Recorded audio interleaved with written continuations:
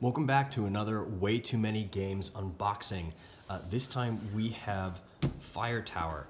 For any of you who might be familiar with it, we actually met up with Gwen and Sam, the creators of it, and got the chance to play and write a preview article back in October called Ales and Arson. We will put the link in the description there for you. This is one that we've been very excited about. Ultimately, Runaway Parade Games, Gwen and Sam, had set out to design a game that was quick to play and very easy to learn, and they did that so well. So it's 2 to 4 players, and honestly, I just came off finishing 2, 3, 4 games of it just now between my roommates and I. This is an excellent game. It takes absolutely no time to play, no time to learn. And it's just really quick, fun. So let's open it up real quick. So we have a fantastic box, this great texture here, and I honestly do love the artwork. It's got this watercolor look to it that's absolutely fantastic. So we'll just set those aside. The side of the box, same thing, very on point. So let's just open it up. We got the board here. So we'll just check this out.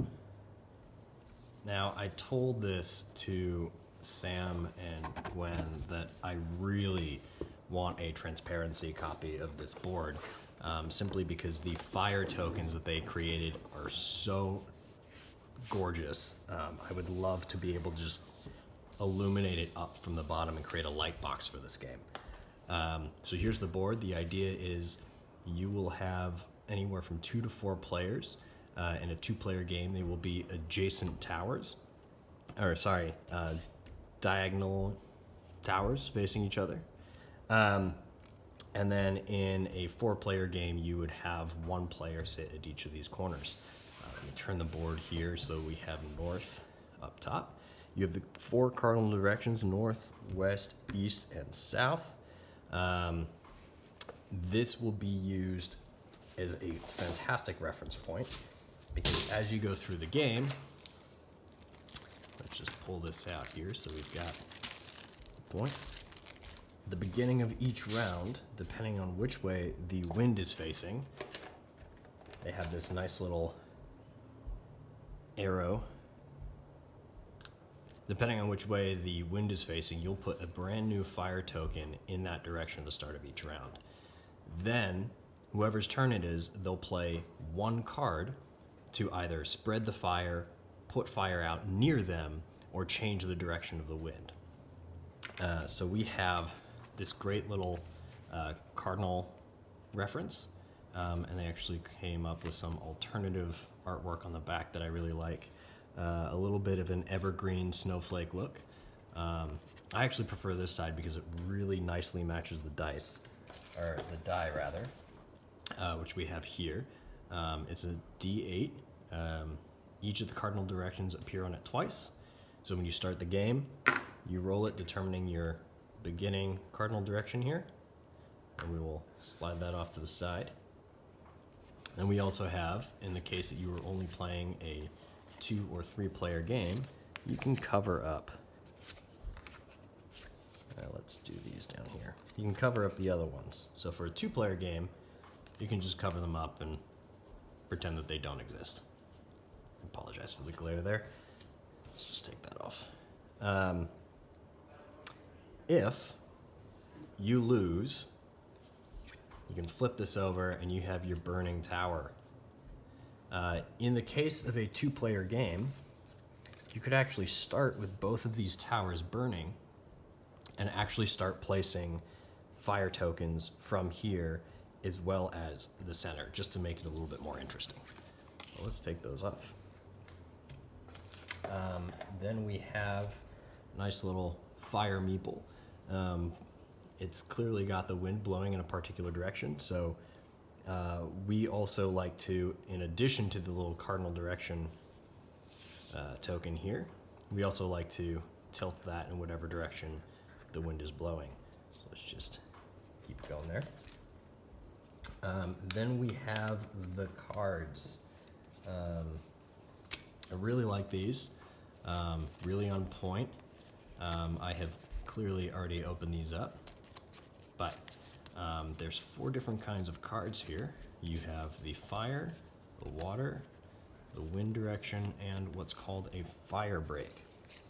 On each of these cards, you have a very clear indicator of what they do. With the flare-up card, you can actually place 3 new fire tokens. Let's pretend that we have some on the board. So they've got this nice little bag. Pop it open. And we have all of these great translucent orange fire tokens. These are fantastic. And even when you're losing, it's kind of nice to see these all placed on the board. It's very thematic. It's actually just a lot of fun. It just makes what could be an oversimplified game very, very thematic, which is nice. So let's say that our wind direction is going east. At the start of a round, you would have 1 fire token to the east.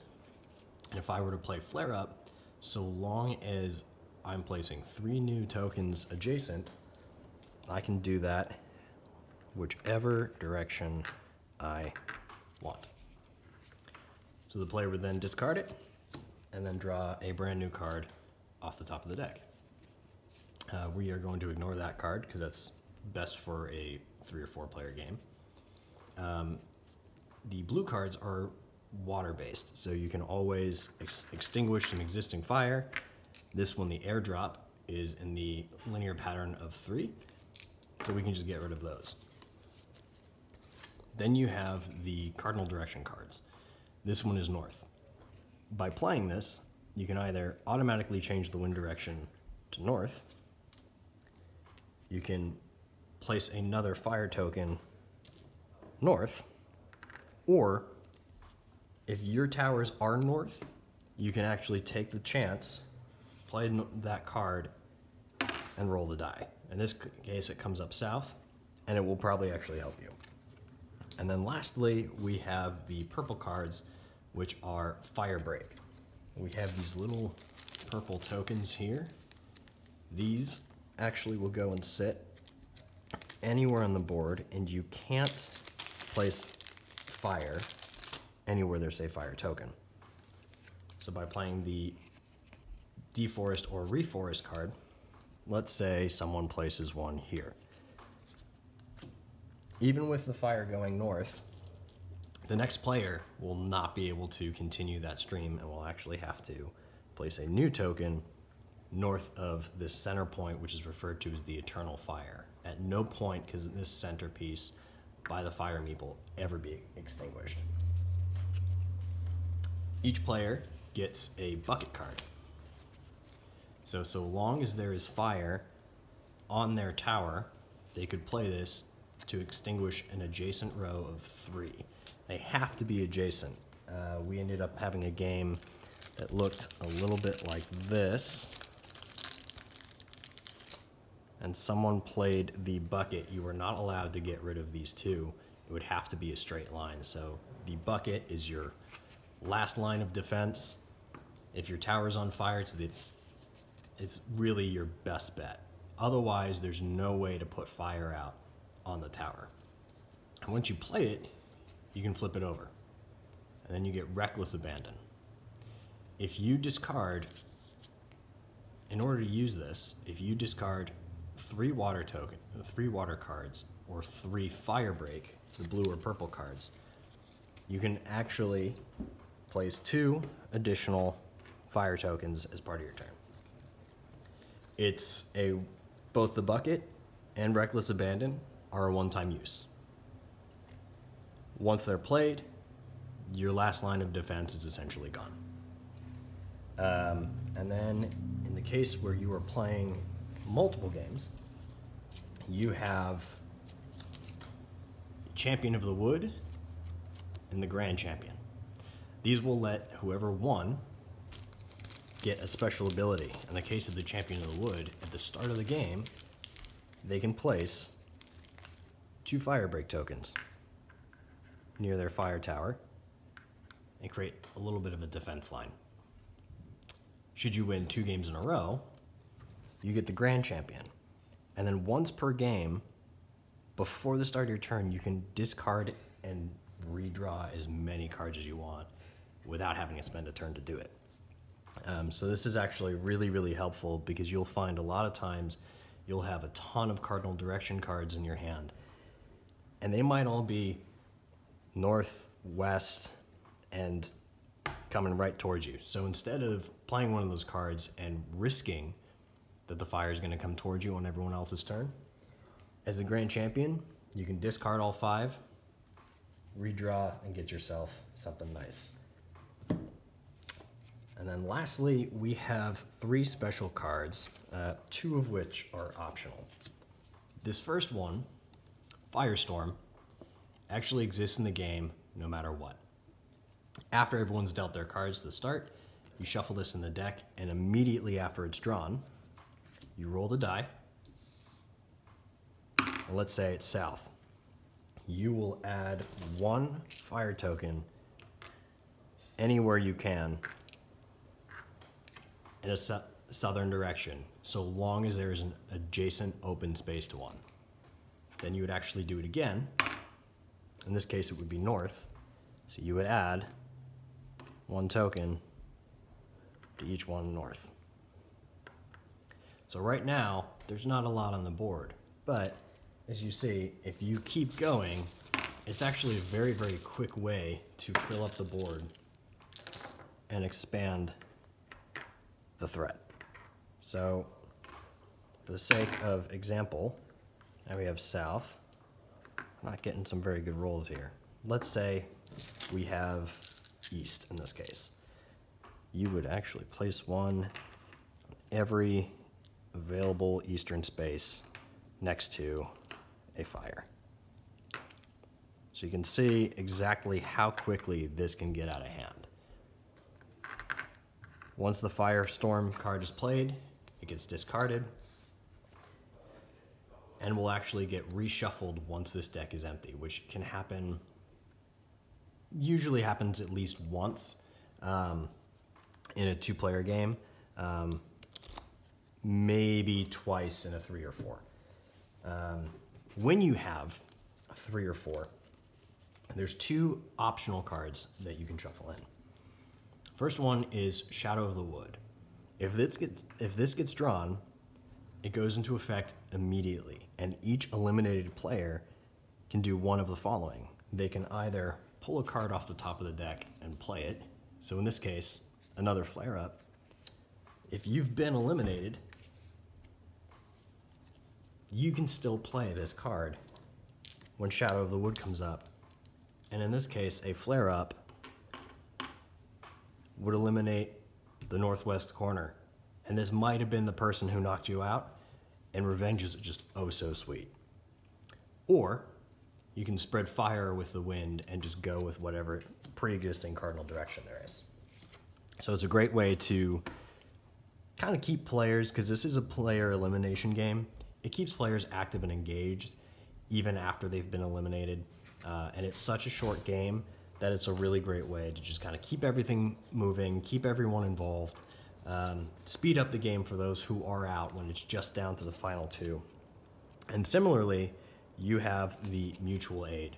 Again, this doesn't work very well in a 2-player game, but as soon as this is drawn, every player gets to choose an action. They can either place a fire gem anywhere, it's not tied to the wind, place a fire break, so one of these little purple guys, or they can discard and redraw 3 cards for a new hand.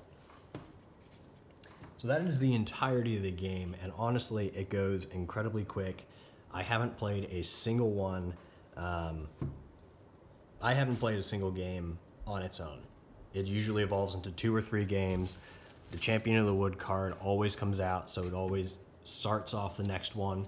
The winner gets a little bonus. And these, honestly, are just my favorite thing in the world. They are actually stock shapes, but the translucent orange is just wonderful. And the creators had a blast. If you check out our Ales and Arson article, they made a bunch of stop motion GIFs using these, and they were just absolutely fantastic. So that is Fire Tower. This is just out. This was backed on Kickstarter back in, I believe, April, May of last year. And they are just arriving at everybody's doors now. If you have the chance, check out Runaway Parade, RunawayParadeGames.com, and check out some of the other stuff that they have. I believe they might still have a few copies of this available. If they do, do not miss this. It's a great quick play game. It's an excellent gateway game for those who aren't really into tabletop board games. I did not expect to like this as much as I do. And now that it's in my home, I got this barely over 24 hours ago, and we've already played it 6 or 7 times. It's a very quick play. It's competitive, but never feels mean or at no point, even when you're losing, does it feel targeted, which is really nice and refreshing. But that is it, guys. If you have the chance to check out Runaway Parade and get yourself a copy, please do. It's beautiful. It plays very easily. They could not have made the rules any simpler, but it's not at the expense of the quality of game. So if you get the chance, check that out, and we will see you soon.